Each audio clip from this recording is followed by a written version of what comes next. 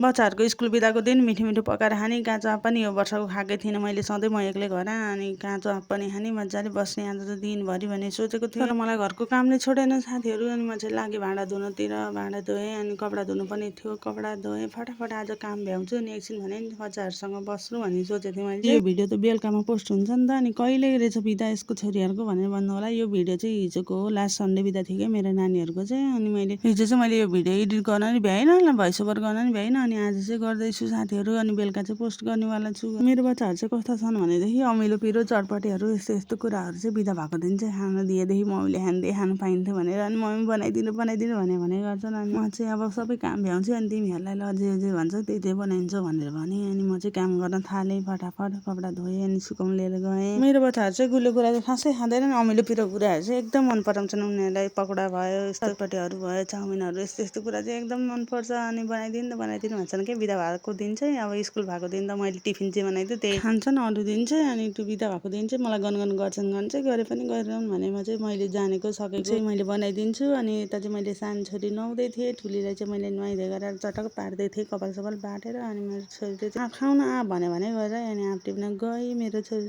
चाहिँ गएँ आँप टिप्नलाई। अनि आँप चाहिँ फेरि उसले भेट्ने ठाउँमै छैन, तलको त भेट्ने ठाउँको त मान्छेहरूले खाइसक्यो नि त टिपेर। अनि माथि छ अनि खोज्दै थिएँ कहाँ छ चाहिँ खोज्दै थिएँ आँप। उसले आँप पनि भेटाएँ, धेरै नटिपाई, नानी दुइटा भए पुग्छ हामी तिनजना, बहिनीले त्यति खान्न हामी दुईजना त हुने भने मैले। अनि चाहिँ मक्ख पर्दैछ हेर्नु न, त्यस्तै होला कस्तो मक्ख पर्छ क्या मेरो नानी अमिलो पिरो खानु भनेपछि। म नि पहिला यस्तै गरी खान्थेँ, अहिले त मलाई त्यस्तो धेरै खाउँ नै हुँदैन। त्यहाँ बोटमा आँप झुन्डिरहेको छ तर बच्चाहरू पनि छैन, आफू एक्लै घरमा छ भनेर मैले त कहिल्यै खाएको थिइनँ। अनि आज खानु पर्यो भनेर नानीले नि भन्यो, अनि खाइदिउँ न त भनेर हामी चाहिँ लाग्यो आँप सानोतिर काटकुट बनाएर।